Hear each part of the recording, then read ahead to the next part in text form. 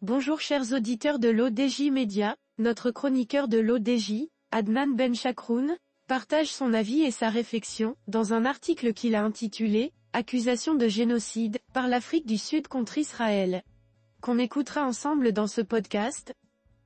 Notre chroniqueur ouvre son propos par ces mots. L'Afrique du Sud a récemment déposé une requête de 84 pages auprès de la Cour internationale de justice, accusant Israël de commettre un génocide contre les Palestiniens de Gaza.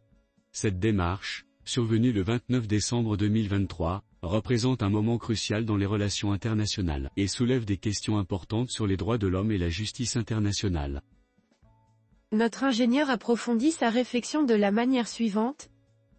La requête sud-africaine maintient que les actions d'Israël depuis le début de la guerre le 7 octobre 2023 visent à détruire une partie substantielle du groupe national, racial et ethnique palestinien dans la bande de Gaza. Cette accusation s'aligne avec la définition de génocide selon la Convention de Genève, dont Israël est signataire.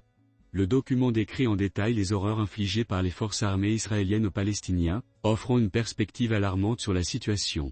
La requête se divise en trois composantes principales. La première décrit les atrocités commises depuis le 7 octobre 2023, prévoyant davantage de morts et de destructions. La deuxième fournit des preuves de l'intention génocidaire des dirigeants israéliens, avec des commentaires choquants, qui rappellent la rhétorique nazie. La troisième partie place la guerre de Gaza dans un contexte historique plus large, montrant le traitement cruel des Palestiniens par Israël au fil des années. Ce document, bien que reprenant des faits déjà rapportés dans les médias, se distingue par sa capacité à rassembler ces informations en une description globale et solidement confirmée du génocide israélien. Il offre une vue d'ensemble tout en se concentrant sur les détails, ce qui renforce son impact et sa crédibilité. Le gouvernement israélien a réagi en qualifiant les accusations de diffamation, affirmant qu'elles n'ont aucune base factuelle ou juridique. Israël accuse également l'Afrique du Sud de collaborer avec un groupe terroriste. Cependant, une lecture attentive du document révèle que ces assertions sont infondées, laissant Israël dans une position difficile pour se défendre de manière rationnelle et juridique. Le document souligne également la distinction entre génocide et autres crimes de guerre ou crimes contre l'humanité. Il met en lumière le rôle potentiellement complice des États-Unis dans ce génocide, en particulier sous l'administration Biden, qui a fourni un soutien inconditionnel à Israël malgré les preuves de violation des droits de l'homme. L'accusation de génocide contre Israël, un pays historiquement associé aux survivants de l'Holocauste, marque un tournant ironique et tragique.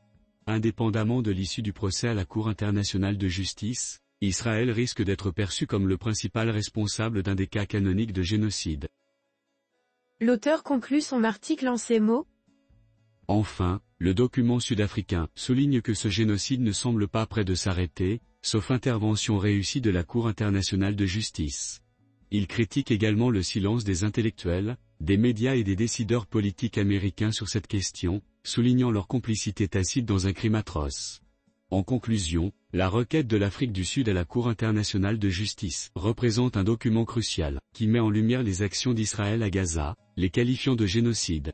Elle pose des questions profondes sur la responsabilité internationale, la complicité des grandes puissances et l'efficacité des institutions internationales dans la prévention des crimes contre l'humanité. Rédigé par Adnan Benchakroun. Merci d'avoir écouté ce podcast de l'ODJ Média. N'hésitez surtout pas à nous suivre sur nos réseaux sociaux, Instagram, Facebook, TikTok, LinkedIn et Twitter. Alors, on se dit au prochain podcast de nos chroniqueurs de l'ODJ, et à très bientôt.